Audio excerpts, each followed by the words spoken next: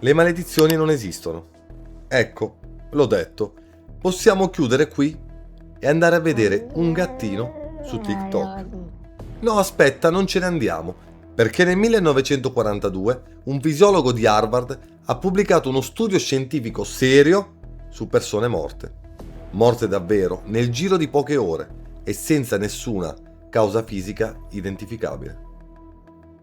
L'unica cosa che quelle persone avevano in comune era una: qualcuno le aveva maledette e loro ci credevano fino in fondo.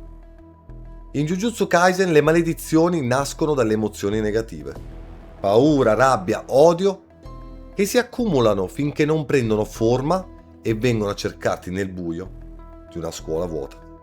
Sembra fantasy puro, sembra la solita mitologia da shonen con un nome giapponese impossibile da scrivere al primo colpo. E invece Akutami, probabilmente senza nemmeno saperlo, ha costruito un sistema magico che la medicina occidentale studia da 80 anni. Ha solo un altro nome: effetto nocebo. E oggi ti dimostro che le maledizioni esistono davvero e che tu, proprio adesso, ne stai già producendo una. Allora, ripartiamo dalla base, quella vera, quella scritta nel manga. In Jujutsu l'energia maledetta non nasce dalla forza di volontà, non nasce da un allenamento e non è chakra riverniciato, nasce dalle emozioni negative. Punto. Ogni essere umano che prova paura, rabbia, invidia o dolore produce energia maledetta senza nemmeno accorgersene. La differenza tra un umano normale e uno stregone è solo una: lo stregone la controlla, la persona comune la perde come un rubinetto rotto che continua a gocciolare. E dove va a finire tutta questa energia che perdiamo? Si accumula in posti precisi. Non a caso ospedali e scuole sono i luoghi con più maledizioni in tutta la serie, perché sono luoghi pieni di memoria traumatica, generazione dopo generazione, e non è un dettaglio estetico, è la regola che tiene in piedi l'intero world building. E quando l'energia maledetta si accumula abbastanza attorno a una paura condivisa, nasce qualcosa di autonomo. Le 4 maledizioni catastrofe, Jogo, Hanami, Dagon e Mahito, non sono nemiche messe lì a caso per far vedere combattimenti belli. Sono letteralmente la paura collettiva che ha l'umanità che ha preso corpo. Jogo la paura dei vulcani e dei terremoti, Hanami la paura della natura selvaggia, Dagon è la paura dell'oceano, Mahito invece è l'odio che gli esseri umani provano gli uni per gli altri, che secondo la logica della serie è la paura più potente di tutte, perché non ha bisogno di un disastro naturale, ma come noi sappiamo bene, basta il lunedì mattina in ufficio. E qui arriva il punto che nessuno sottolinea mai abbastanza. Gli stregoni non possono uccidere una maledizione con un'arma normale. Serve altra energia maledetta, cioè per combattere il male devi prima possederlo dentro di te, controllarlo e poi restituirlo con precisione chirurgica. Non è una regola di combattimento, questo no, è una dichiarazione filosofica travestita da power system. E c'è un altro dettaglio, piccolo ma devastante, che la maggior parte dei fan a mio parere salta. Una maledizione può nascere anche da un'immagine condivisa da milioni di persone, anche se quella cosa non è mai esistita davvero. Un mostro urbano, una leggenda che si racconta ai bambini per farli stare zitti. Se abbastanza persone ci credono e ci provano paura, quella paura diventa energia e l'energia diventa un corpo. Kuchisake Onna, la donna del sorriso tagliato, nasce esattamente così, non da un evento reale, ma da una leggenda metropolitana giapponese diventata così popolare da materializzarsi. Fin qui abbiamo canonico puro, tutto verificabile pagina per pagina. Ora viene la parte invece in cui ti dico che questa roba non l'ha inventata Akutami. Walter Cannon, uno dei fisiologi più rispettati d'America, quello che ha praticamente inventato il concetto di omeostasi, pubblica un paper con un titolo che sembra uscito da un manga. Voodoo Dit, morte voodoo. Cannon aveva raccontato decine di casi documentati, in Australia, in Africa, ad Haiti, di persone perfettamente sane che dopo essere state colpite da una maledizione rituale morivano nel giro di ore, non di giorni, di ore.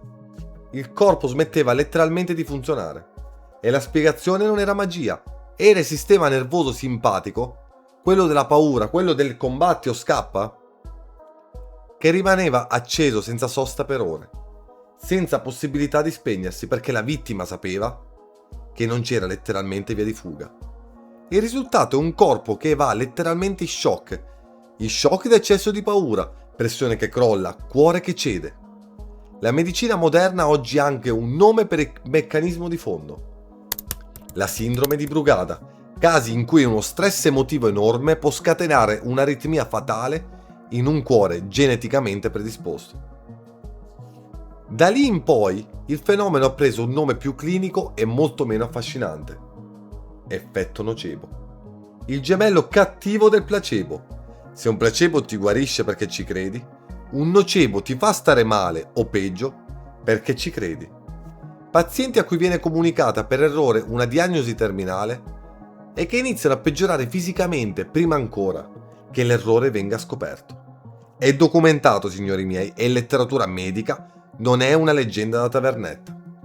E qui viene il pezzo che riguarda direttamente noi, in Italia. Il malocchio non è un'invenzione da nonne superstiziose messa lì per farci ridere a Natale. È lo stesso identico meccanismo culturale della Voodoo Dit, solo con meno sangue e più corni rossi appesi allo specchietto retrovisore. Ansia, insonnia, mal di testa che compare dal nulla proprio dopo che qualcuno ti ha guardato storto. Il corpo in questi casi non sa distinguere tra una minaccia reale e una minaccia in cui credi fino in fondo. Ragazzi e ragazze, reagisce comunque. Quindi no, Akutami non ha inventato niente dal nulla. Ha preso 80 anni di letteratura medica su come le credenze ci uccidono e l'ha vestita da anime shonen con le maniche strappate. La differenza è che nel manga la maledizione ha una faccia e degli artigli, molto più divertente. Nella realtà solo il battito cardiaco che accelera per un pensiero e nessuno lo disegna sopra in un dominio espanso.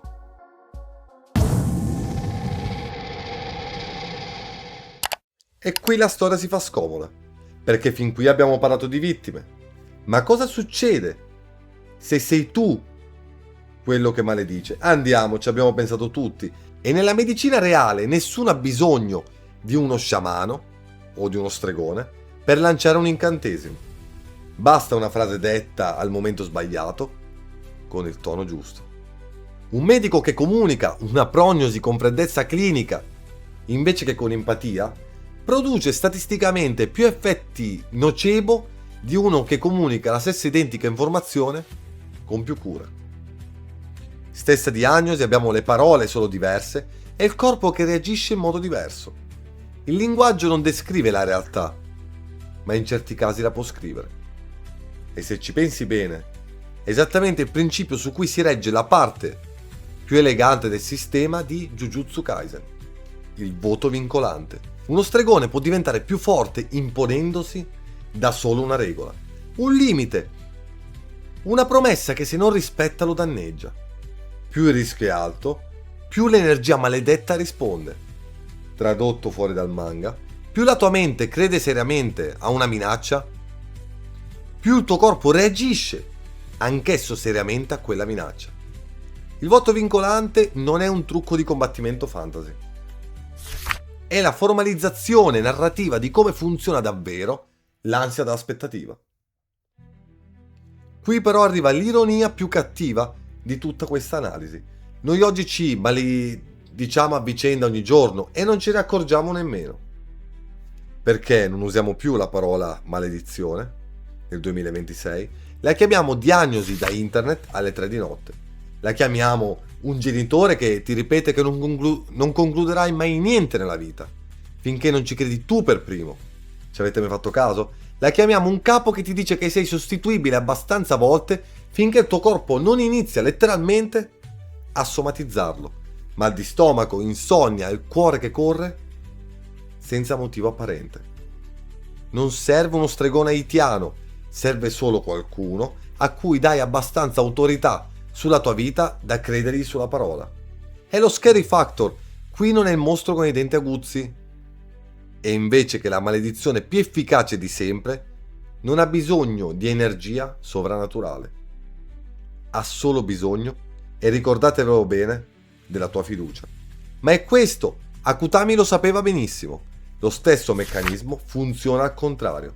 La tecnica del rovesciamento in Jujutsu Kaisen moltiplica l'energia negativa per generare energia positiva, capace di guarire. Non è un caso isolato, è la stessa identica logica del placebo, dove una credenza positiva produce un beneficio fisico misurabile. Il corpo in fondo non distingue benissimo tra una menzogna e una verità, poverino. Distingue solo quanto tu ci credi.